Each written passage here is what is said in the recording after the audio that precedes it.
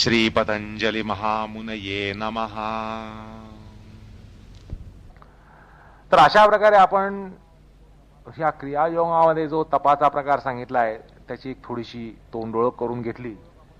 आता तशीच तोंडओळख आपण स्वाध्याय हा जो घटक आहे, दुसरा घटक आहे, त्याची तोंडओळख करून घेऊया. की स्वाध्याय हा जो क्रियायोगाचा घटक आहे त्याचा आपल्याला या ठिकाणी विचार करायचा आहे. आणि तपाप्रमाणेच तपाचे जसे आपण दोन प्रकार असतात असं सुरुवातीला पाहिलं की एक तुमचं आमचं तप, तुम्ही आम्ही काय करायचं तप, अर्थात तो प्रकार अष्टांग योग प्रकरणामध्ये सांगितला जाणार असं म्हटलं. तसं स्वाध्यायाच्या बाबतीत सुद्धा आहे. तुम्ही आम्ही स्वाध्याय काय करायचा आणि या ठिकाणी स्वाध्याय काय अपेक्षित आहे ह्याच्यामध्ये महदंतर आहे. असो तर या ठिकाणी स्वाध्याय सुद्धा तपाप्रमाणे समाधी उपयोगी, समाधीला अपरोक्षपणे उपयोगी ठरणारा असला पाहिजे. म्हणजे समाधी साधनेला साक्षात अंगभूत असला पाहिजे, निकटतम असला पाहिजे. तो स्वाध्याय जो आहे तो समाधीला निकटतम असला पाहिजे. अशा प्रकारचा तो घटक या ठिकाणी आपल्याला मानला पाहिजे. असं आहे, कारण असं आहे की नियमांगामध्ये पुन्हा स्वाध्याय सांगितला आहे. नियमांगामध्ये शौच संतोष तपस्वाध्याय असं त्या ठिकाणी स्वाध्याय सांगितलाय. पुनरुक्ती आहे असं म्हणण्याचं कारण नाही, शब्द पुन्हा आलेला आहे पण संकल्पना बदलते. तर नियमांगभूत जो स्वाध्याय आहे आणि या ठिकाणी जो सांगितला जात आहे स्वाध्याय, त्यामध्ये तरतम भाव राहील हे या ठिकाणी पहिल्यांदा आपण लक्षात घेतलं पाहिजे. असं आहे की योगसाधकाच्या दृष्टीनं त्याच्या जीवनामध्ये दोन अवस्था असतात. म्हणजे तुमचं आमचं जे जीवन असतं त्यामध्ये दोन अवस्था असतात. एक म्हणजे योगसाधनेमध्ये व्यतीत होणारा काळ आणि दुसरा म्हणजे तद्भिन्न असा व्यापार दशेचा काळ, जीवन व्यापार दशेचा काळ. तो कदाचित अयोगिक असेल किंवा योग विरोधी सुद्धा असू शकेल. तर आपला जीवन व्यापारामध्ये जाणारा काळ, व्यतीत होणारा काळ आणि योग साधनेमध्ये व्यतीत होणारा काळ, अशा प्रकारे आपलं जीवन हे दोन निष्ठांनी व्याप्त असतं हे आपल्याला मान्य करायला पाहिजे. तर त्यातला जो व्यापार दशेतला व्युत्थित काळ असतो, तो जो काळ असतो तो योगाला पोषक असणं अत्यावश्यक असतं. या ठिकाणी असं एक क्रियायोग करणारा जो असतो योगी, तो सुद्धा काही दिवसातले 24 तास नाक धरून बसत नाही किंवा 24 तास डोळे बंद करून बसत नाही. तर त्याचाही जीवन व्यापार काहीतरी चालू असतो. पण तो जो जीवन व्यापार चालू असतो तो योगाला पूरक असेल ह्याची तो फार काटेकोरपणे काळजी घेतो. असं तो विचार आपण करत नाही. आपण केलं तर ज्याला कॉम्प्रोमाइज म्हणतात तो आपण योग साधनेमध्ये करतो. अशी सांगितल्याप्रमाणे पार्टी, सोशल ह्याच्यासाठी कदाचित आपण आपल्या योगावर अंकुश ठेवतो. जाऊ दे, आज येऊ नको, आज पार्टी आहे, आज क्लब आहे, आज सोशल आहे, असं आपण जो कॉम्प्रोमाइज ज्याला म्हणतात तो असा योगामध्ये करतो. पण क्रियायोगाच्या पातळीमध्ये असं होणं हे अपेक्षित नसतं. एवढंच नाही तर आपला जीवन व्यापारामध्ये व्यतीत होणारा, वित्थित अवस्थेमध्ये व्यतीत होणारा जो काळ असतो तो योगाला पूरक असणं, पोषक असणं हे आवश्यक असतं. असं आहे की दिवसातला अधिकतम काळ हा योग आणि योगोपयोगी धर्मामध्ये व्यतीत होणं हे योगार सर्जन करणार असतं, योग संस्कारांचं सर्जन करणार असतं. आणि अयोग्य संस्कारांचं दमन हे त्या ठिकाणी आवश्यक असतं की या अशा आपल्या दिनक्रमामध्ये अयोग्य संस्कारांचं दमन होईल ह्याची काळजी घ्यावी लागते. या पार्श्वभूमीवर आपण या स्वाध्यायाचा विचार करायला पाहिजे. भाष्यकारांनी सुद्धा याच पार्श्वभूमीवर स्वाध्यायाचा विचार केलेला आहे. असो, असं आहे की नियमांग स्वाध्यायामध्ये भाष्यकारांनी म्हणजे भाष्य करताना या ठिकाणी जे भाष्य केलंय आणि नियमांग स्वाध्यायामध्ये जे भाष्य केलेलं आहे त्यामधलं जे पदयोजन आहे ते जर पाहिलं तर ते समान आहे. इथली पदयोजना आणि तिथली पदयोजना समान आहे. गमत अशी आहे की या ठिकाणी सूत्रकार तप म्हणतात, त्या ठिकाणी तप म्हणतात, या ठिकाणी स्वाध्याय म्हणतात, त्या ठिकाणी स्वाध्याय म्हणतात, या ठिकाणी ईश्वर प्रणिधान म्हणतात, त्या ठिकाणी ईश्वर प्रणिधान म्हणतात. पण तपाच्या संदर्भात आपण पाहिलं की त्या ठिकाणी फरक आहे. अत्रोक्त तप आणि तत्रोक्त तप. तसंच आपण या ठिकाणी सांगितलं की अत्रोक्त स्वाध्याय आणि तत्रोक्त स्वाध्याय ह्याच्यात फरक आहे. तसंच आपण पुढे बघणार आहोत की अत्रोक्त ईश्वर प्रणिधान आणि तत्रोक्त ईश्वर प्रणिधान ह्याच्यामध्ये तसा फरक आहे. पदयोजना तीच आहे पण अर्थ बदलतात. तसंच भाष्यकारांच्या बाबतीतही म्हणावं लागते की भाष्यकारांनी जी या ठिकाणी पदयोजना केली तशीच पदयोजना त्या ठिकाणीही केलेली आहे. आणि पदयोजनेमुळे असं वाटतं की दोन्हीचे अर्थ एकच असावेत. तरी मुख्य फलाच्या दृष्टीनं ते जे स्वाध्यायाची अंग सांगतात त्यात फरक राहतो. असं आहे की या सूत्रभाष्य प्रसंगी भाष्यकार म्हणतात स्वाहा प्रणवादि पवित्राणाम जपो मोक्ष शास्त्राध्ययनम वा. आणि अशीच पदयोजना त्यांनी नियमाच्या सूत्रामध्ये नियमांग स्वाध्यायाच्या प्रसंगामध्ये केलेली आहे.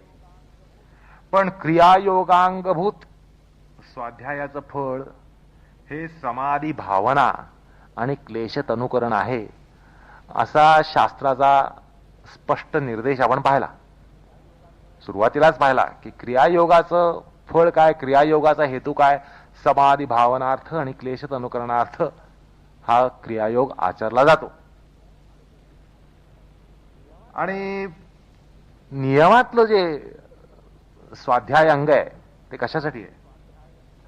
नियमातलं स्वाध्यायाचं अंग हे इष्टदेवता संपर्क असा स्पष्ट आशय त्या ठिकाणी शास्त्रांनी व्यक्त केलेला आहे. सूत्रकारच म्हणतात स्वाध्यायाचं फळ इष्टदेवता संप्रयोग हा. इष्टदेवतेशी संपर्क अशा अर्थानं त्या ठिकाणी स्वाध्याय तशा हेतून त्याचा स्वाध्याय केला जातो. अर्थात त्याचा विधी कसा असतो? इष्टदेवतेशी संपर्क देणारा असतो. इथल्या स्वाध्यायाचा विधी कसा असतो तर समाधी भावना आणि क्लेश तनुकरण हे साधेल अशा प्रकारचा विधी या स्वाध्यायाचा असतो. अर्थात त्यामुळे विधीमध्ये फरक असतो हे या ठिकाणी मान्य करावं लागतं. तर असं आहे की या ठिकाणी जो प्रणवादी मंत्राणाम जप हा असं म्हटलं की प्रणवादी मंत्रांचा जप तो जो आहे तो जप हा ध्यानज असतो. कारण त्याशिवाय काही समाधी भावना होणार नाही, समाधी भावित होणार नाही. आता ध्यानच केलं नाही तर समाधीची भावना कशी होईल, समाधी भावित कशी होईल? कारण ध्यान हे समाधीचं पूर्वांग आहे. ध्यान जमल्याशिवाय, ध्यान फुलल्याशिवायचा पत्ता लागणारच नाहीये. मग समाधी भावनार्थ जे काय करायचं असेल ते असं असायला पाहिजे की त्याद्वारा ध्यान साधेल. म्हणजे ध्यान साधल्यानंतर समाधी भावनेची शक्यता आहे, समाधी भावित होण्याची शक्यता आहे असं आपल्याला तर्क सुसंगतपणे म्हणता येतं.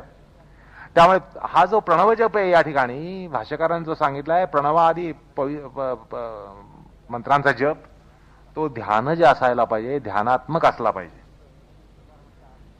जसं सूत्रकार म्हणतात आणि आपण पाहिलं पूर्वी तज्जपस्तदर्थ भावनम. हा जो जपाचा प्रकार असेल त्या प्रकाराने त्या विधीनं प्रणव मंत्राचा जप या ठिकाणी अपेक्षित असतो. आणि या ठिकाणी मोक्षशास्त्राचं जे अध्ययन सांगितलंय भाष्याकडे जर पाहिलं तर त्या ठिकाणी असं म्हटलंय प्रणवादी पवित्राणाम मंत्रजप आणि तसंच मोक्षशास्त्र अध्ययनम वा. तर हे जे मोक्षशास्त्राचं अध्ययन आहे त्याचा विधी आणि नियमांगभूत स्वाध्यायामध्ये जे मोक्षशास्त्र अध्ययन येतं त्याचा विधी ह्याच्यामध्ये सुद्धा काहीतरी भेद असतो. तो शोधणं या ठिकाणी आवश्यक आहे. आलं का लक्षात? थोडक्यात सांगायचं म्हणजे हे जे काही मोक्षशास्त्राचं अध्ययन या ठिकाणी सांगितलंय त्या ठिकाणी सांगितलंय ह्याच्यामध्ये तुम्ही भेद कसा सांगाल? सांगणं सोपं आहे, समजणंही सोपं आहे. असं बघा, आम्ही भगवद्गीता वाचतो, कदाचित भगवद्गीतेचं पारायण करतो, भगवद्गीतेवर चिंतन करतो, मनन करतो, अभ्यास करतो, हे शक्य आहे. तर आपण जे या ठिकाणी गीताध्ययन आपण करतो हे मोक्षशास्त्राचं अध्ययन आहे असं मान्य करावं लागतं, ठरतं. पण आपण जसं शास्त्राचं अध्ययन करतो ते कसं असेल हे या ठिकाणी काही कारण नाही, आपल्याला त्याचा परिचय आहे. पण असं आहे की हीच भगवद्गीता शंकर रामानुज प्रभृतींनी त्याचं अध्ययन केलं. हीच भगवद्गीता शुकमहामुनींनी वाचली आहे, शंकराचार्यांनी वाचलेली आहे, रामानुजाचार्यांनी वाचलेली आहे, ज्ञानेश्वरांनी वाचलेली आहे. असं म्हणता येईल का त्यांनी पण वाचले, आम्ही पण वाचली. त्यांनी जे वाचलं तेच आम्ही वाचलं, त्यांनी ज्याचा अभ्यास केला त्याचाच आम्ही अभ्यास केला, असं म्हणता येईल का त्या ठिकाणी? तर त्यांचं अध्ययन हे एका वेगळ्या भूमीवर होत असतं, वेगळ्या पार्श्वभूमीवर होत असतं, वेगळ्या भूमिकेतून होत असतं, वेगळ्या श्रेणीतून होत असतं, आणि आपलं अध्ययन वेगळ्या श्रेणीतून होत असतं. तर हा जो काय फरक असेल तोच फरक या ठिकाणी आहे. नियमांगभूत मोक्षशास्त्राचं अध्ययन जे सांगितलंय ते तुम्ही आम्ही जे करतो ते सांगितलंय, किंवा तुम्ही आम्ही जे करायला पाहिजे ते सांगितलंय. आणि या ठिकाणी जे सांगितलंय ते शंकर रामानुज प्रभृती ज्ञानेश्वरादी जे प्रभृती व्यक्ती आहेत त्यांनी जे काही अध्ययन केलंय, गीतेचं अध्ययन केलंय, मोक्षशास्त्रांचं अध्ययन केलंय, त्याचा निर्देश, त्या विधीचा निर्देश या ठिकाणी झालेला आहे. तर त्यामुळे स्वाध्यायामध्ये हा जो तरतम भाव आहे, क्रियायोगांगभूत स्वाध्याय मोक्षशास्त्र अध्ययन आणि नियमांगभूत स्वाध्यायामधलं मोक्षशास्त्र अध्ययन, शास्त्र जरी तीच असली, भगवद्गीता, उपनिषद, भागवत यांचं जरी अध्ययन होत असलं तरी त्यामध्ये अध्ययन विधीमध्ये, अध्ययन भूमीमध्ये जो फरक असतो तो या ठिकाणी निर्देशित आहे. अर्थात शंकर रामानुज प्रभृती यांनी केलेलं जे अध्ययन, ज्ञानेश्वरादी प्रभृतींनी केलेलं अध्ययन, ते जे अध्ययन असेल त्याचा जो विधी असेल तो क्रियायोगांगभूत स्वाध्यायाचा विधी असतो, असं या ठिकाणी सांगण्याचा प्रयत्न आहे. असं आहे की थोड्याशा अकॅडमिक स्तरावर येऊन जर ह्याचं आपल्याला विश्लेषण करायचं असेल तर असं म्हणावं लागतं की स्वाध्यायाचे दोन प्रकार पडतात, मनन आणि चिंतन. थोडंसं मनोवैज्ञानिक पातळीवरनं विचार करायचा तर आपण या ठिकाणी असं म्हणू शकतो की तुमचं आमचं जे काय अध्ययन आहे आणि शंकर रामानुज ज्ञानेश्वरादी प्रभृती यांचं जे काय अध्ययन असेल ह्याच्यामध्ये फरक कसा असेल तो आपण या विश्लेषणावरून समजून घेऊ शकतो. मनन आणि चिंतन असे दोन प्रकार असतात अध्ययनाचे. त्यामध्ये चिंतन हा जो प्रकार असतो तो अर्थनिर्णयापूर्वी, आलं का लक्षात, अर्थनिर्णय होण्यापूर्वी जो काही मंथनाचा प्रकार असतो, विचार मंथनाचा प्रकार असतो, त्याला चिंतन असं म्हटलं जातं. म्हणजे आपण जो अभ्यास करतो, गीतेचा अर्थ शोधतोय, आपण भगवद्गीता वाचताना आपण गीतेचा अर्थ शोधत असतो. तर ज्यावेळेला आपण त्याचा अर्थनिर्णयन करत असतो त्यावेळेला जे काही बुद्धिमंथन होत असतं ते चिंतन या प्रकारचं असतं. आलं का लक्षात? म्हणजे त्या ठिकाणी काहीतरी बुद्धी व्यापार असतो. आणि मननामध्ये अर्थनिर्णयोत्तर, अर्थनिर्णय झालाय, अर्थामध्ये गमन झालेला आहे, शास्त्रार्थ झालेला आहे. तो झाल्यानंतर त्याच्यावर काहीतरी जे काही त्याच्यावर विचार चालू असतो, त्याच्यावर विचार मंथन चालू असतं, ज्याला आपण रिफ्लेक्शन म्हणतो, तर तो प्रकार हा मननाचा आहे. असं आहे, शंकराचार्य रामानुजाचार्यांनी जी भगवद्गीता वाचली ती समजून घेण्यासाठी वाचली असं म्हणणं हास्यास्पद आहे. ज्ञानेश्वरांनी गीता जर वाचली असेल ती समजून वाचली असं म्हणणं हे हास्यास्पद आहे. त्यांना अर्थगमन झालेलं होतं, गीता काय सांगते हे त्यांना माहिती होतं, पण ते माहिती असताना आणि माहिती झाल्यानंतर त्यांनी त्याच्यावर निश्चितच जो विचार केला, त्याच्यावर जे विचार मंथन चालू होतं, ज्याला आपण रिफ्लेक्शन म्हणतो, ज्याला मेडिटेशन म्हणता येईल, अशा प्रकारे त्यांनी त्याच्यावर जो विचार केला, माहिती असलेल्या गोष्टीवर अर्थनिर्णय झाल्यानंतर जे काही मंथन विचार मंथन त्यांनी केलं ते मनन या प्रकारचं असतं. आणि आपण जे विचार मंथन करतो ते चिंतन या स्वरूपाचं असतं, कारण आपण शोधत असतो की ह्याचा अर्थ काय असेल आणि कसा असेल.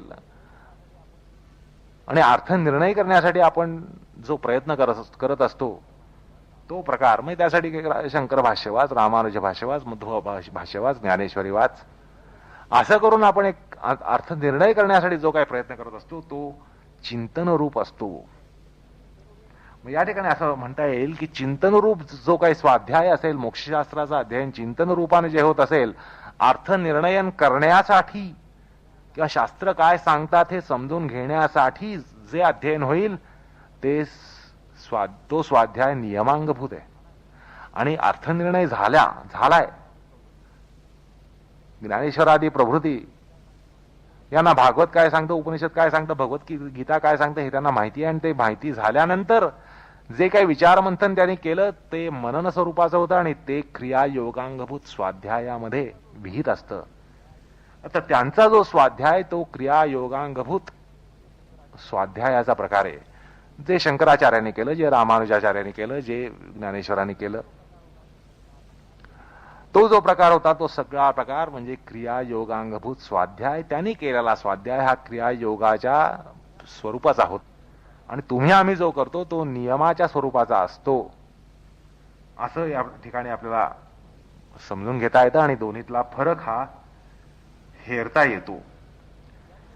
तर या ठिकाणी हा मननाचा जो प्रकार सांगितलाय त्यामध्ये अर्थनिर्णय झालेला असतो,